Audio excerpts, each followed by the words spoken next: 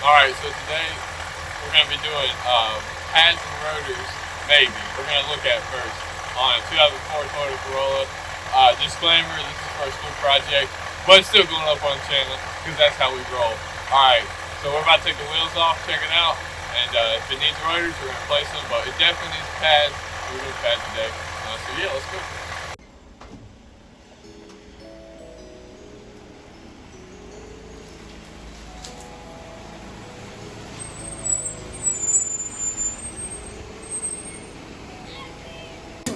Okay, so you're not always supposed to use an impact on these things, but the shop I work at, we always do. So we're gonna use an impact on it.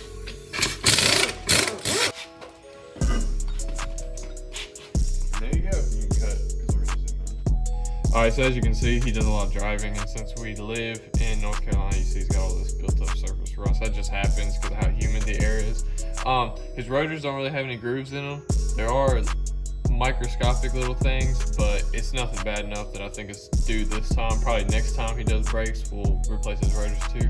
As you can see, his front pad has got a little bit of meat on it actually. Rear pad is completely gone. So that's where you heard that squeaking from earlier, because his rear pad is bad.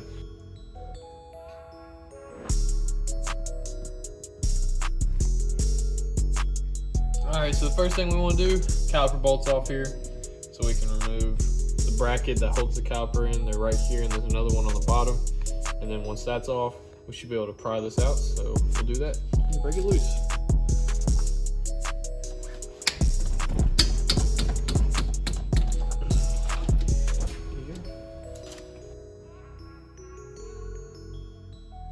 Two caliper bolts, like so. You got those. Now, you should be able to take your screwdriver, and I like to pry just ever so slightly on the inside of the caliper here, and it usually just comes right off. So there you go. Now your caliper's off. You can see it's got a little bit of grease damage here, but it is okay. There's nothing too out of the ordinary. This is usually how it looks. So set this right here out of your way. Really just pull your pads right out. There you go, and you can see his front pad, like we said earlier, it's really nice and meaty. But what we're concerned about is his back pad. Turns out we made a critical error. These pads are not actually bad, but it's okay. We're already here, so we're gonna do them. Yeah. Here. So whenever your brake pad wears, this little boot slowly pushes out because it's adjusting to less material on the brake pads, less thickness. So you want to compress this back in whenever you're putting your brake pads in. This thing won't actually assemble correctly unless you compress this in. So you take an old brake pad, is what I like to do.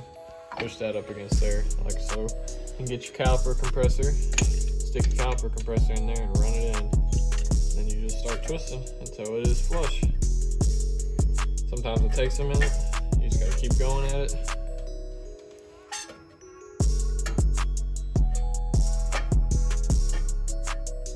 Like so, you can see how flush it is now.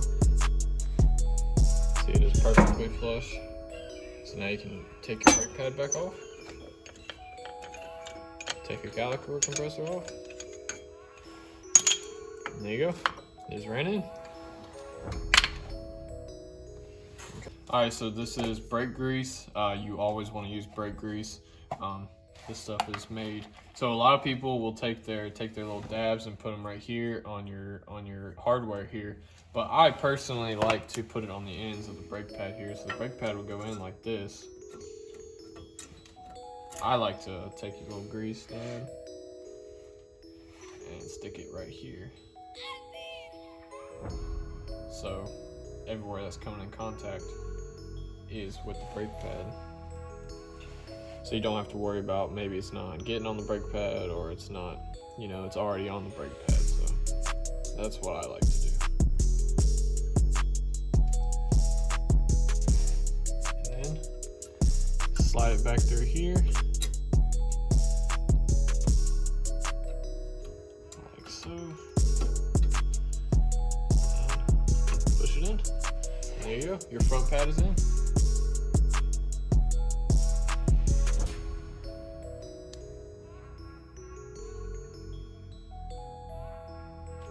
This customer requested a tire rotation.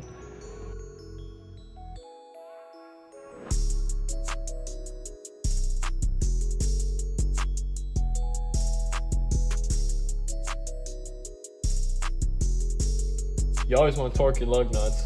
I got this nice torque wrench here. I bought this about like 6 months ago, something like that. I'm setting these to 80. That's torque. That's torque. So on and so forth. If it clicks like that, that means it's set.